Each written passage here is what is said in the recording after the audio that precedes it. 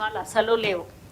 ఇక మరణించిన విషయం ఈరోజు మా గవర్నమెంట్ వచ్చినాక ఈ ఒకటే ఇన్సిడెంట్స్ జరిగింది. అది చాలా బాధాకరం.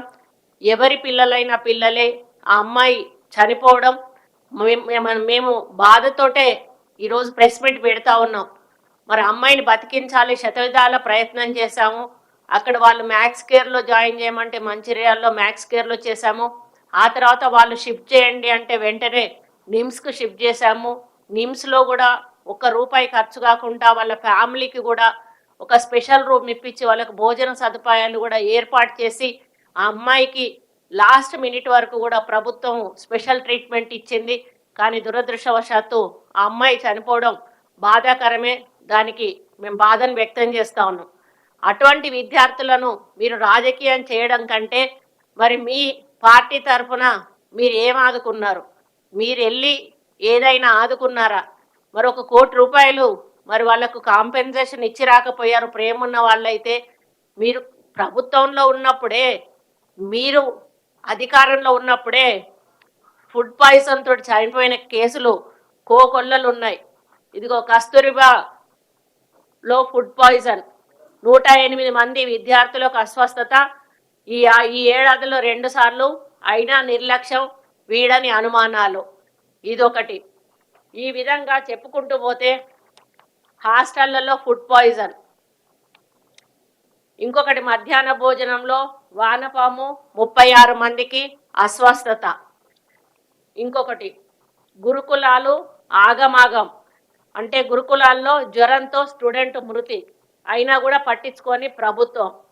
బీసీ హాస్టల్లో అన్నంలో పురుగులు గత వాళ్ళ ప్రభుత్వంలోనే ఇవన్నీ కూడా జరిగినాయి. మోత్కూర్ గురుకులంలో ఫుడ్ పాయిజన్, మరి వాంతులు, విరేచనాలు, దాదాపు 34 మంది అస్వస్థత. మరి ఈ విధంగా చాలా కార్యక్రమాలు వాళ్ళ గురుకులంలో ఫుడ్ పాయిజన్ 51 మందికి అస్వస్థత. ఈ విధంగా చెప్పుకుంటూ పోతే ఇంకొకటి ఫుడ్ పాయిజనింగ్ కేసులు 1 లేవని వాళ్ళు మళ్ళీ పాచికూర, పురుగుల అన్నం. ఈ విధంగా చాలా లెక్కలేనని ఇంత కట్ట ఉంది. ఇప్పుడు ఇదంతా చూపించాలంటేనే మీకు చాలా సమయం పడుతుంది. ఇవన్నీ జరిగినప్పుడు ఆ ప్రభుత్వంలో ఏ ఒక్కరు కూడా కనీసం స్పందించలేదు, వెళ్ళలేదు, పలకరించలేదు, పరామర్శించలేదు, వాళ్లకు సపోర్ట్ ఇవ్వలేదు. ఏ అధికారులను కూడా సస్పెండ్ చేయలేదు. కానీ ఈ కేసులో ప్రభుత్వం నుంచి నేను వెళ్ళడం జరిగింది, పొన్నం ప్రభాకర్ గారు వెళ్ళడం జరిగింది, సీతక్క వెళ్ళడం జరిగింది, అదేవిధంగా దామోదర్ రాజనరసింహ గారు కూడా వెళ్ళడం జరిగింది. వెళ్ళి మేము అక్కడ వాళ్ళకి మంచి వైద్యం అందించమని చెప్పడమే కాకుండా కలెక్టర్లతో మాట్లాడి అక్కడ ఎంక్వైరీ జరిపించి వాళ్ళ మీద యాక్షన్ తీసుకోమంటే అక్కడ ప్రిన్సిపల్తో పాటు 4 సిబ్బంది మీద సస్పెన్షన్ యాక్షన్ కూడా తీసుకోవడం జరిగింది.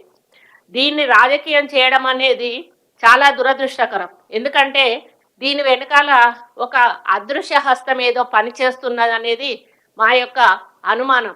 ఎందుకంటే ఈ ఒక్క దాంట్లోనే కాదు, ఈరోజు మూసీ నదిని తీసుకున్నా కూడా ఒక పక్క ఫార్మా కంపెనీకి సంబంధించిన ల్యాండ్ అక్వైర్ చేసిన విషయంలోనైతేనేమి, మరి ఈ విధంగా గిరిజనులను అడ్డు పెట్టుకొని డ్రామాలు ఆడడము, మూసీ నదిని అడ్డు పెట్టుకొని డ్రామాలు ఆడడము, అదేవిధంగా ఈ హాస్టళ్లను అడ్డు పెట్టుకొని డ్రామాలు ఆడడము అంటే ఒక ప్రణాళికతోటి కావాలని ప్రభుత్వాన్ని నడపకుండా చేయడానికి పదే పదే కాళ్ళకి ఏదన్నా అడ్డం పడేసి ప్రభుత్వాన్ని పని చేయకుండా చేసే కార్యక్రమం జరుగుతుందనేది.